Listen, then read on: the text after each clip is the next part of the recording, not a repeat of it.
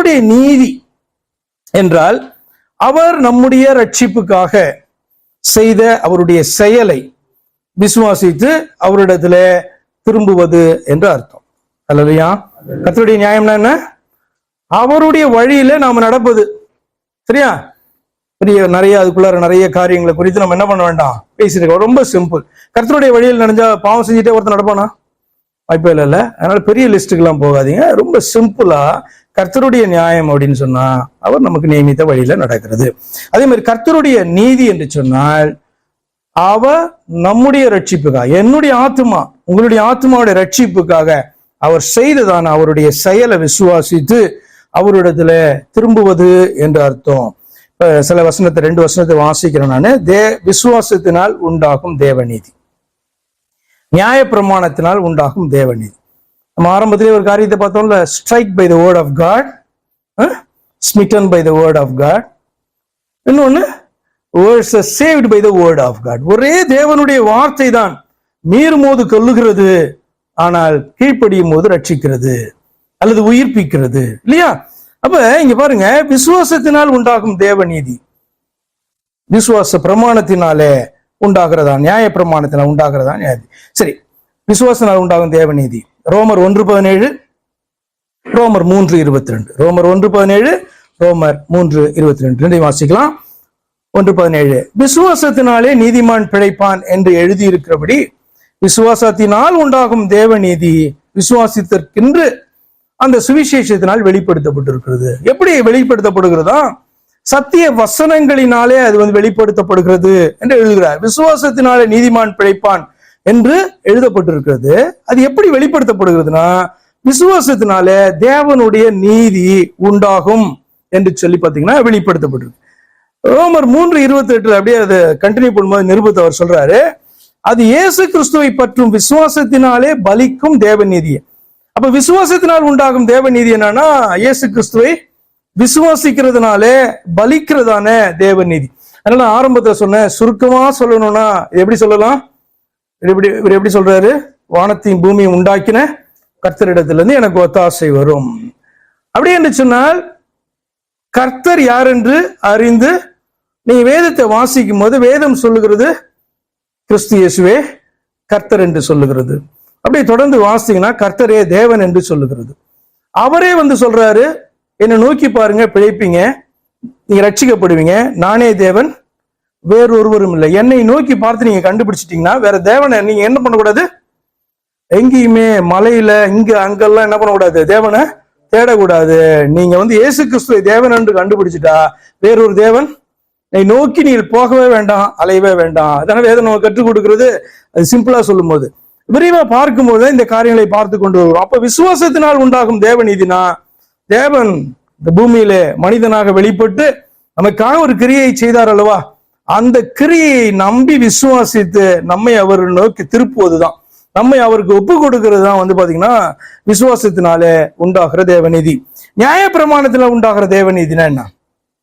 ரோமர் 10:5 மோசே நியாய பிரமாணத்தினால் ஆகும் நீதியை குறித்து இவைகளை செய்கிற மனுஷன் இவைகளால் பிழைப்பான் என்று எழுதியிருக்கிறான்.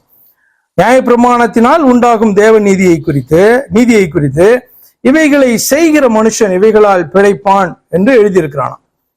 ஆனா இதனால கலாத்தியர் 3:11 பவுல் எக்ஸ்பிளைன் பண்றாரு, நியாய பிரமாணத்தினாலே ஒருவனும் தேவனிடத்திலே நீதிமான் ஆகிறதில்லை என்பது வெளியரங்கமாயிருக்கிறது. நியாய பிரமாணத்தினாலே ஒரு மனுஷன் பிழைக்க முடியும், அதனால தேவனுக்கு முன்பாக அவன் நீதிமான் ஆக முடியுமா அப்படின்னு சொன்னா இல்ல. அப்படின்னா ஏன் அங்க சொல்லப்பட்டிருக்கு ரோமர் 5:10 ஏன் இதே பவுல் இப்படி சொல்றார்? நியாய பிரமாணத்தினால உண்டாகும் நீதியை குறித்து இவைகளை செய்கிற மனுஷன் இவைகளால் பிழைப்பான்.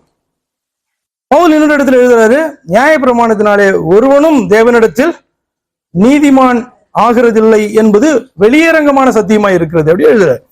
அப்ப நியாய பிரமாணத்தை ஒருத்தன் செய்யும் பொழுது அவன் பிழைக்க முடியுமா அப்படின்னு சொன்னா அவன் பிழைக்கலாம்.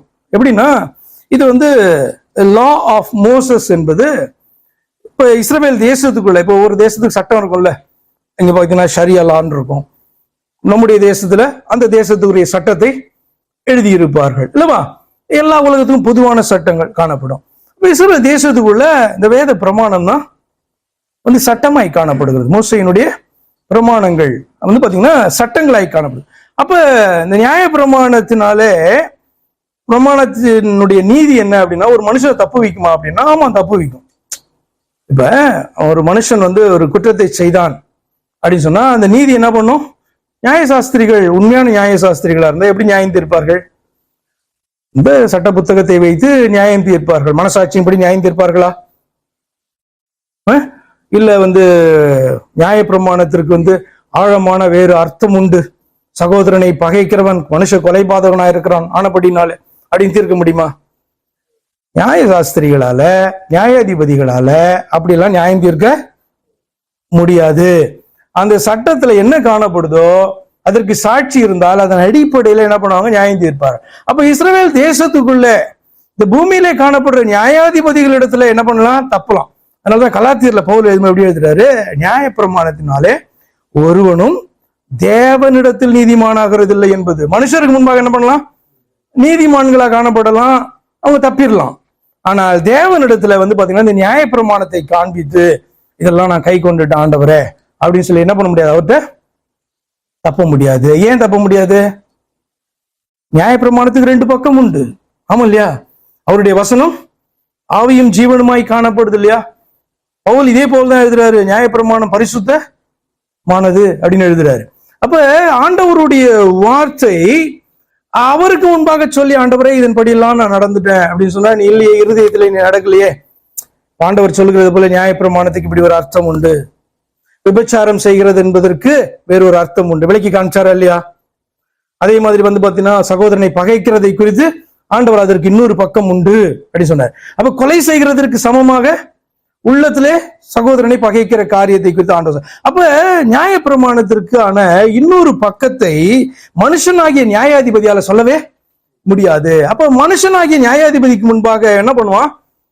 இந்த நியாய பிரமாணத்தின் படியெல்லாம் செய்ததான மனுஷன் என்ன பண்ணுவான்? தப்பி விடுவான். ஆனால் தேவனுக்கு முன்பாக அவருடைய நியாயப்பிரமாணத்தை காண்பித்தே என்ன பண்ண முடியாது? தப்ப முடியாது. அப்படினால அவர் எழுதுறாரு, நியாயப்பிரமாணத்தினாலே ஒருவனும் தேவனிடத்தில் நீதிமான் ஆகிறது இல்லை என்று என்பது காரியம் வெளியரங்கமா இருக்குது.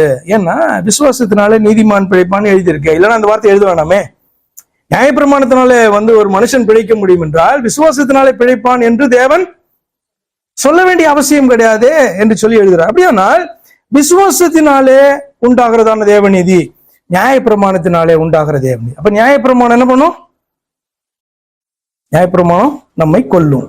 அதுக்கு வேற என்ன பண்ணது? ஒண்ணு கிறிஸ்துவை நோக்கி காண்பிக்கும், உனக்கு நல்லா புரிஞ்சதுன்னா. இல்லை என்று சொன்னால் உன்னை கொல்லும். ஏன் என்று சொன்னால் மனுஷன் பாவியாய் இருக்கிறான், அவனை கொல்லுகிறதாய் காணப்படும்.